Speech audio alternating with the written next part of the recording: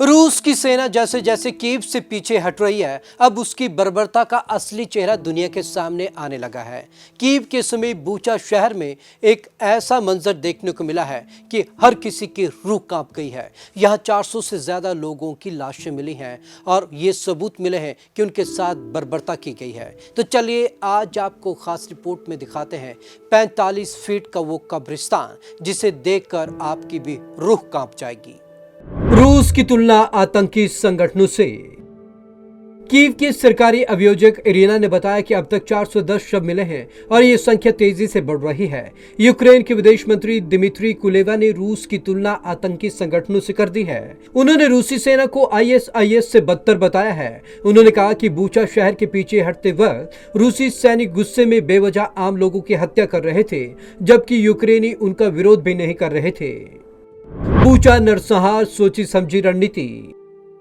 Kuleba का कहना है कि बूचा नरसंहार सोची समझी रणनीति के तहत किया गया है। रूस का मकसद ज्यादा से ज्यादा यूक्रेनी नागरिकों को मारना है। वहीं यूक्रेनी राष्ट्रपति वोलोदिमीर जेलेंस्की के सलाहकार मिखाइलो पोडोलियक ने इसे कीव क्षेत्र में 21वीं सदी की सबसे भयानक तबाही बताया है। उन्होंने कहा कि नाजियों का सबसे घृणित अपराध अब यूरोप में लौट आया है।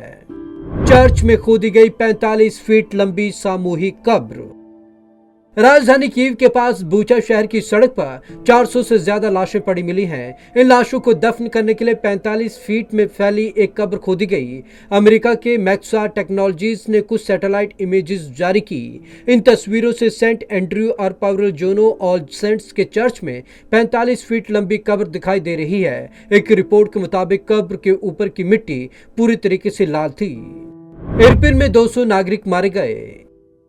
यह घोषणा रूस ने पिछले सप्ताह ही कर दी थी कि वह राजधानी कीव और उत्तरी शहर चेर्निहाइव के आसपास युद्ध अभियानों को काफी कम कर देगा और इसके बजाय पूर्वी क्षेत्रों पर ध्यान केंद्रित करेगा। यूक्रेन के अधिकारियों ने दावा किया कि 24 फरवरी को रूस के आक्रमण शुरू करने के बाद से राजधानी शहर से लगभग 40 किलोमीटर दूर स्थित इरपिन में 200 नागरिक मारे गए हैं। ध्वस्त सड़कों को लाशों से ढका गया।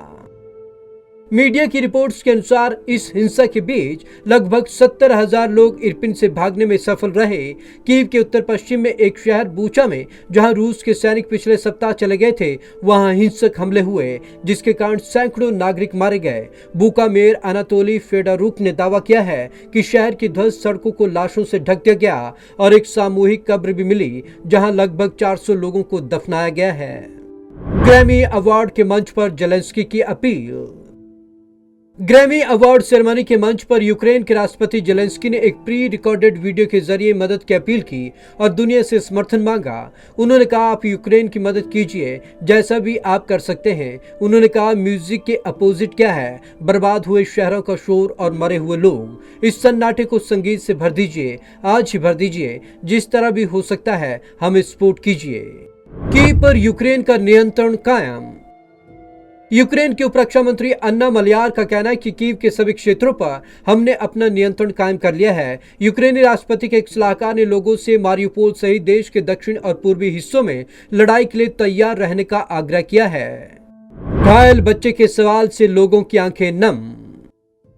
रूस के हमले में घायल हुआ एक बच्चा डीमा जो सवाल पूछ रहा है जिसे सुनकर किसी की भी आंखें नम हो जाए। डीमा रूसी बमबारी में बुरी तरीके से जख्मी हो गया था। ऑपरेशन के बाद फिलहाल वो अस्पताल के बेड पर है। अब डीमा अस्पताल में दिखने वाले हर शख्स से यही पूछता है, मेरे डैड कहाँ हैं? क्या वो आ रहे हैं? Bureau report, Punjab Kesari TV.